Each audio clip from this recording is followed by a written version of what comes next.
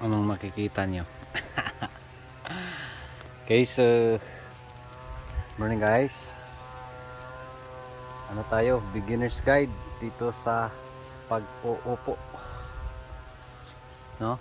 So planting distance and spacing, abono mixing or abono spray, mga problema sa upo at ano-ano pa, no? So how to grow battle gourd, beginner's guide, no? So again, ito ay dating ampalayahan,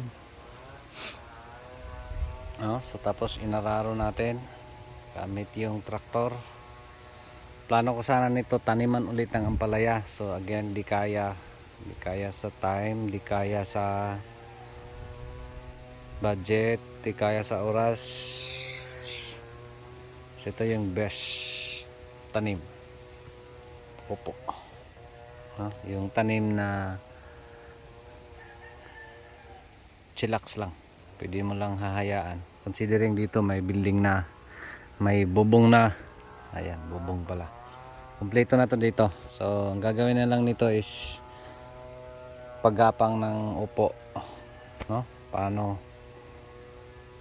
pag-guide, no? Tapos ano na lang, hihigpitan na lang tong building natin kasi medyo gumaganon. So in short, konting trabaho na lang, no? So again, may naka-direct seeding tayong upo dito. Yan, mapansin nyo, lumalabas na. So 3 days after direct seeding, no? So iba nakalabas, ang iba hindi pa. So first, dito tayo sa planting distance and spacing recommended na again, dito yung ito na yon, no? So ito yung recommended natin na planting distance and spacing. So again, yung distance between rows natin ay napakalawak, no? So dito nasa 8 meters siya, napakalayo yan. So dito average nito na area is 5.5 to 6 meters yung pagitan mula dito poste hanggang doon sa pangalawang poste. So 5.5 to 6. So yan yung planting distance natin is 2 meters, no? So yan, ito, next ito, hindi pa, wala pang dahon, pero ayan, lumalabas na yung ulo. Tapos yan, no? So in short, 2 meters yung planting distance and spacing natin. So 2 by 6, yan yung average, 6 meters. So in short, ngayon kung mapansin nyo, medyo mas malapit-lapit kumpara nung nagtanim tayo ng upo last. Hindi mo na, hayaan mo na yan, no? So 2 meters yung distance between plant, tapos 6 meters yung distance between rows. So yan yung spacing natin dito, hindi pa nakalabas, no? So again, dating ampalaya beds, napakataba ng lupa.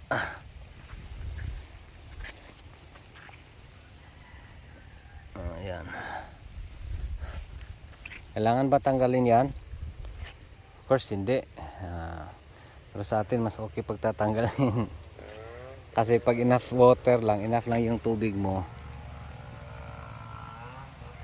kusang bubuka yan, no? So 2 meters yung pagitan. Yan. So variety nito guys, Mayumi F1, ano to, nasa baka abot ng 700 hills. Bibilangin lang natin to, no?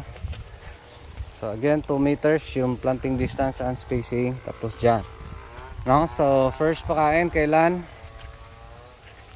no? Again, may nauna tayo sa pagtanim dito sa baba. Kasi late to, kasi akala ko kaya lang yung 2 cans. nag 3 cans tayo kasi maraming hindi sumibol. May ano tayo, may issue yung pag prepara natin ng seeds. Hindi ko na malayan. No, so yun yung spacing. Again, malawak. Dito yung pinakalawak, 8 meters yan. So bakit malawak? Ano bang justification dito sa upo? Again, ang upo napakahaba ng buhay. Aabot ng 1 taon kung gustuhin mo. So 6 months minimum yung lifespan, no, dito sa upo. So best sa kanya is yung medyo malayo yung distansya kasi pag palapitin mo, napakadaling magsara, napakadaling mag crowded. So dyan mas madali siyang matigok, lalo pag madalas yung ulan, no? So again dito ganun pa, 3 days after direct seeding kasi yung ano natin dito guys, yung pagpapasibol natin, hinantay natin na mas maraming ugat talaga. Dito ito yung ano, bakit konti lang sumibolas. Dito pala yung marami, oh. Kasi yung sobra kong seeds tinatabunan ko dyan. So yan yung justification ko kaya nagkulang yung 2 cans ko. Yan, oh, dami pa niyan. Dito pa, oh. No? So ayun, so yan yung ano, so in short, kulang sa basa yung pagpapatubo natin, pagpapatango, no? So again dito, ito yung from direct seeding, no? Ito yung 7 days. Yan yung itsura ng ating upo, no? So planting distance, so yan yung ano natin, next squash beetles. So next nyan is yung mga sakit, mga problema sa upo, no? So yung mga problema is again the same pa rin, yung mga squash beetles. Andun pa rin yung mga uod, thrips at mites, pero madali lang yan i-manage, no? Kasi hindi sensitive si upo, pwede lang to hahayaan lang at iiwanan lang, no? So ito yung kagandahan sa upo, chillax lang, pero may disadvantage din to. Yan bang mas matrabaho is yung pruning, no? So ano pa yung abono? So abono is dito sa upo, again first abono the same 7 days. So supposedly ito kailangan natong pakainin, no? 7 days after transplant, pero since hahantayin natin yung mga baby, so dito is 10 days, doon sa baba, doon sa taas is hantayin natin ng 7 days, no?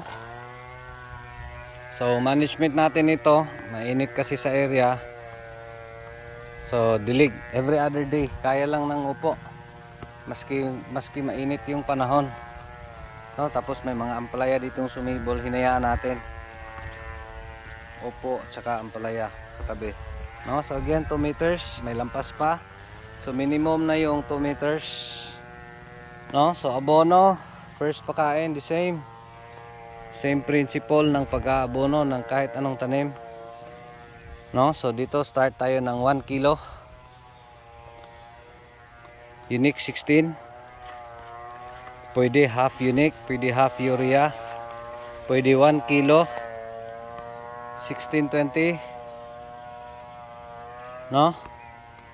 Tapos weekly ang pagpapakain, pwede complete 1 kilo basta sa 7 days pa from direct seeding, no? So yan yung ipapakain natin dito. So the next succeeding, pwede ka na mag-increase, pwede ka na mag 2 kilos per drum. Tapos yung ipapakain mo ay again tigi isang latang sardinas lang, enough na dito sa upo, no? So yan yung upo natin. So dito mga nasa 700 to 800 hills. Tapos may mga nakikita tayong sumibol. So gagawin natin is i-add natin maski malapit. Kasi sayang naman yan, no? So 700 to 800 hills dito na upo. Again, building pinadapa ni ano, dami ng bagyong dumaan dito.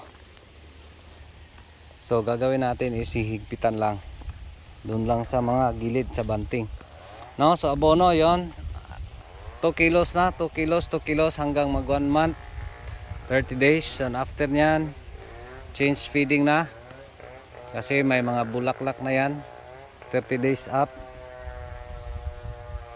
no? Actually dito sa upo is first sanga, may bunga na. So sa atin is yung pruning natin is dito, no? So design natin to na kung makikita nyo, yan, tinanggal natin yung mga dahon dito, mga sanga dito sa ampalaya.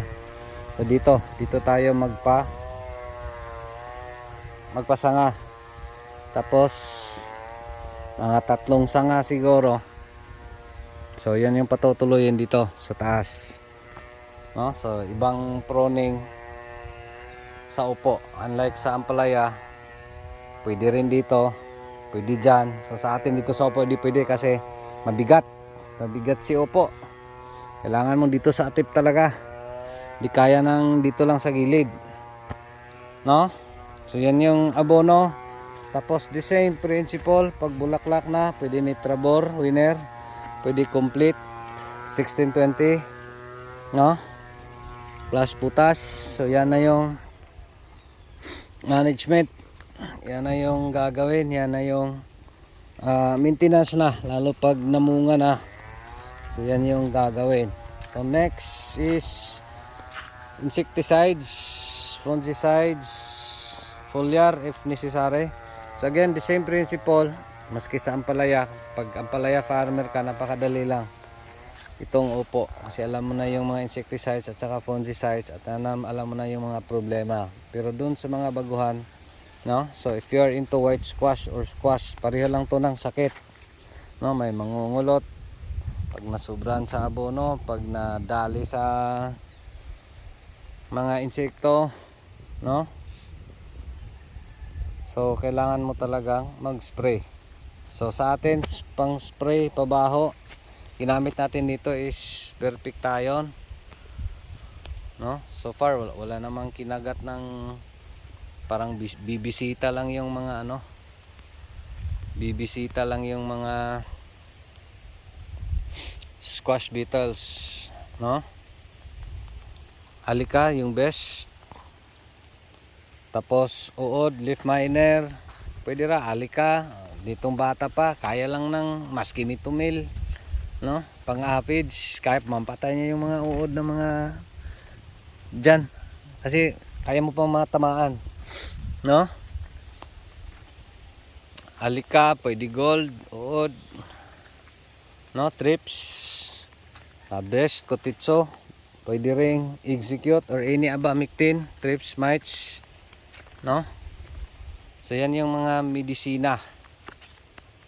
Tapos yung pruning, again yung pruning hanggang dito. So dito sa upo, ano yan, yung diskarte paano magpaparami ng bunga is pruning matters talaga, no? So yung pruning dito is hanggang makaabot dito sa tip, siguro mga ilang leaves, no? Dito top round. Tapos yung mga sanga dito, I cannot imagine now kasi parang ano lang, pero once andun na, papakita natin paano mag pruning, no? So once may sanga na, so gagawin is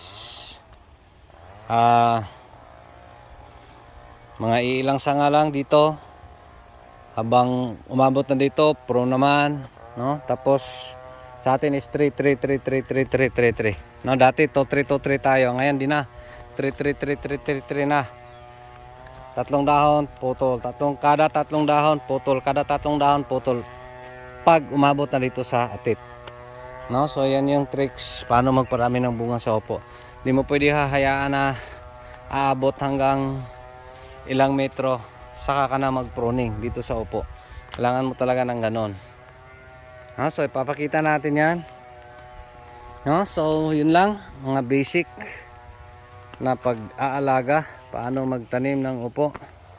No? So yung pagdilig natin every other day. No? So again, area, napakainit. Thanks God, may mahinang ulan kagabi.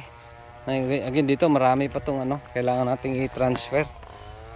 Aabot siguro yan ng 100. No? So gagawin natin yan. Panglagay natin dyan sa mga gitna-gitna. Lima maging crowded. Yun yung mahirap. Ayoko talaga ng crowded. Gusto ko yung mas malayo. No? Again, ito yung dating ampalayan na tumama sa tag 15. Ngayon, ampalayan napakamahal. No? Dito 75 farm gate price. Tapos update natin this afternoon yung status, yung progress ng ampalaya kasi andun pa yung mga partners natin. Galing tayo sa Sito guys. Nagpaakyat tayo doon sa mga sanga. Tapos visit tayo dito. Check natin kung kailan ba hindi didiligan muna pagpapaliban. So far parang kaya pa naman. So bukas walang ulan, mahirap. Hirap yung walang ulan.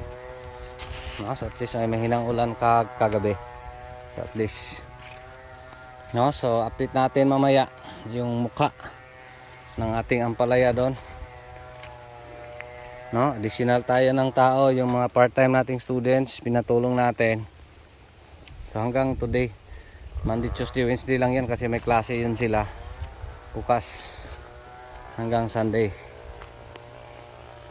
No, so again, sumibol na. Mostly lumalabas na. Dito kailangan na magpabaho kasi yan kinagat ng baka andyan pa. Squash beetles, di tayo nakapag-spray dito. Ayan dito. Yung squash beetles kailangan ng pabaho talaga. Kasi mauubos nila yan. Yan yung problema sa squash beetles pag di mo na pabahuan. Kasi yung mga maliliit pa, ubos-ubos talaga yan. No, so dito na area nakaset, all set. Kasi daming tubig dito. Lakas yung water source. 1 inch hose yung main line dito, 1 inch water meter. No, so maraming stock dito. So madali lang talaga. Kaya nito dito na area kaya yung mainit, provided madidiligan lang. Tapos yan yung best sa upo, paano magparami ng bunga is yung mainit ang panahon, no? Provided may tubig. No, so yun lang, sana may natutunan. Balik na ako dun sa Sitaw, no? Dami pang sanga na kailangang sa Sitaw, kailangang itali.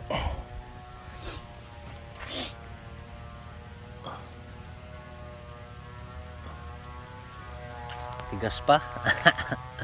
Baka maibot. No, so yun lang. Maraming salamat. Ito pa rin si Jupila Farmer. Anak ni Matoy ang farmer nga gwapo, suhito, may kahibalo pa nagsaba. Kaya manoon pa ko. Salamat.